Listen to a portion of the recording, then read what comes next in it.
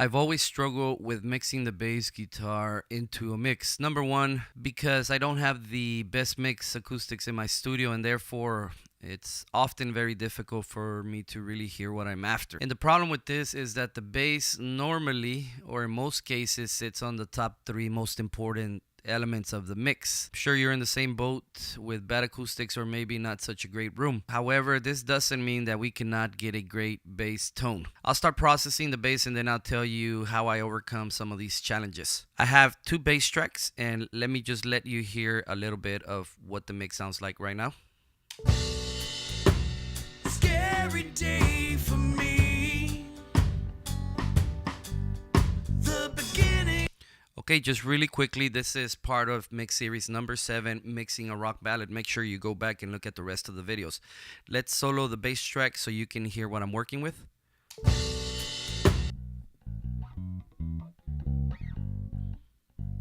That's the main bass, and then this one seems to be a DI bass track.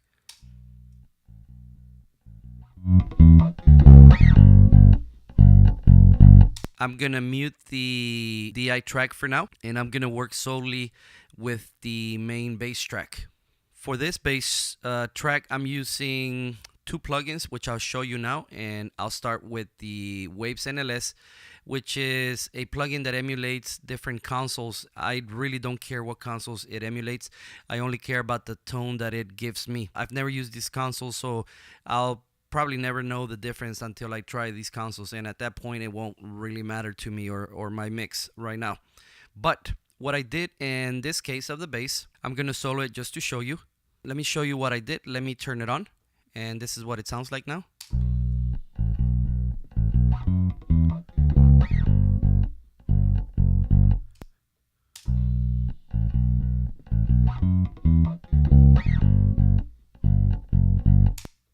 I'm actually just gonna bring the volume back to where it needs to be.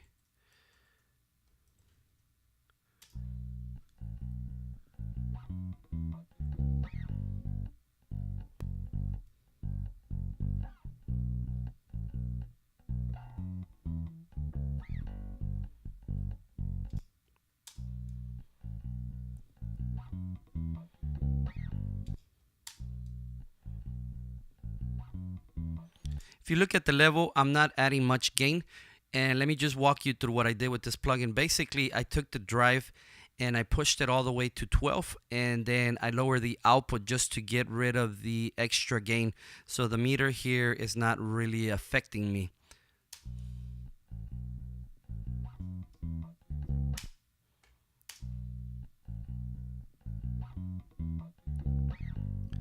Okay, and the emulation that I'm using is the mic emulation.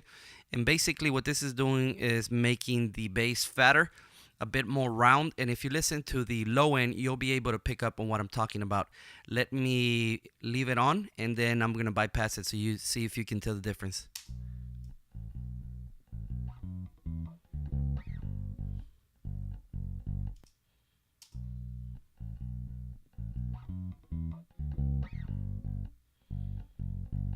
Okay, and that's pretty much what I'm doing with this channel, just adding a bit of saturation, and that's going to help the bass hold its own within the mix. And then the second thing that I'm using is the Kramer Pi compressor, and basically this is just bringing it up so that it's strung through the entire mix.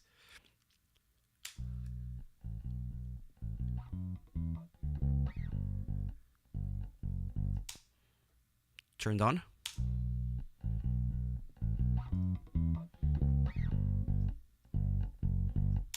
Bypassed.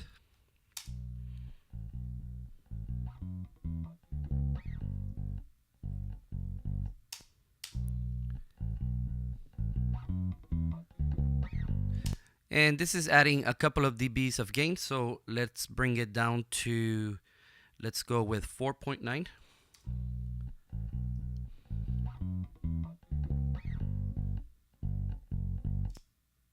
Bypassed.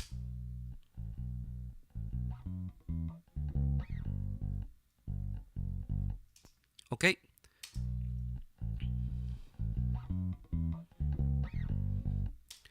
All right, and then with the DI track, which I'm using in parallel, let me show you what I did here. And again, I'm using the NLS plugin.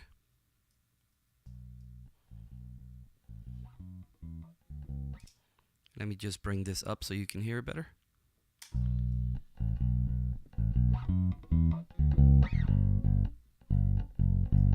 Okay, on.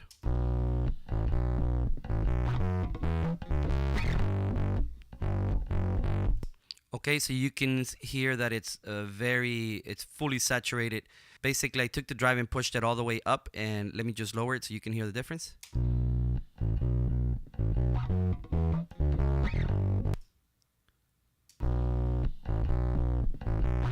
Okay, and there's this button here that says mic, and I just engaged that.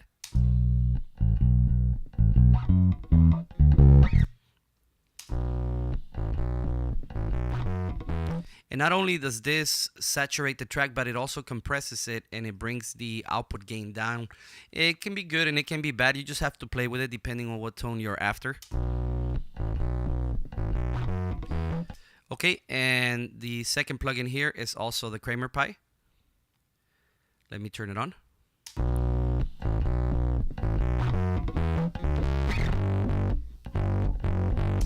I'm not too concerned with the gain that these plugins are adding on these parallel track because I'm going to blend it in using the fader. Bypassed. Okay, and let's just blend it in, both of them in solo.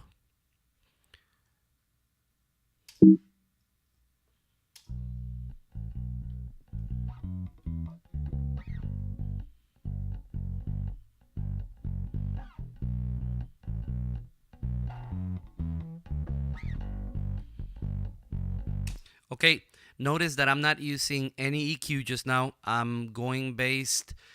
I'm using only the color that the plugins are providing for me.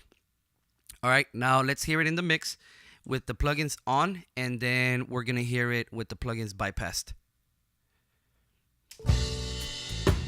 Scary day for me.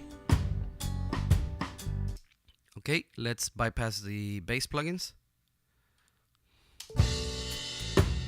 Scary day for me.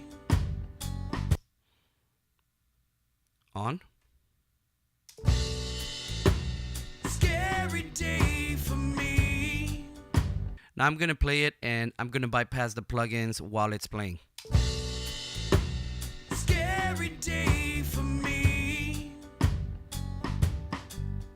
The beginning of my time away when mommy's gone and the teacher plays. Okay, so earlier I talked about how I overcome some of the challenges around the fact that I don't have a perfect mixing room or great acoustics. And basically, I'm using two sets of speakers. I'm using Yamaha HS7s, and I'm also using a mix cube. And I switch back and forth using the Personas Monitor Station version 2, which is great. I just press a button and I'm able to hear both of the speakers separately, and I can also hear them together, which I wouldn't do, but you have the option of doing that, and that really helps me to focus on the mids, especially when I use the mix cube. I can hear the mids a bit better and I can hear the levels a bit differently. So that's how I tend to overcome some of those challenges, just listening to the different speakers one at a time. Okay, so hope you like this video, and let me know if you have any comments or questions, and don't forget to look back at the other videos. At the end of the mix series, I'm going to provide the stems so you can mix this song for yourself, or you could just play with it or have fun with it or throw them in the trash bin, whatever you want to do. Don't forget to subscribe, like, and share, and I'll see you on the next video. Thank you.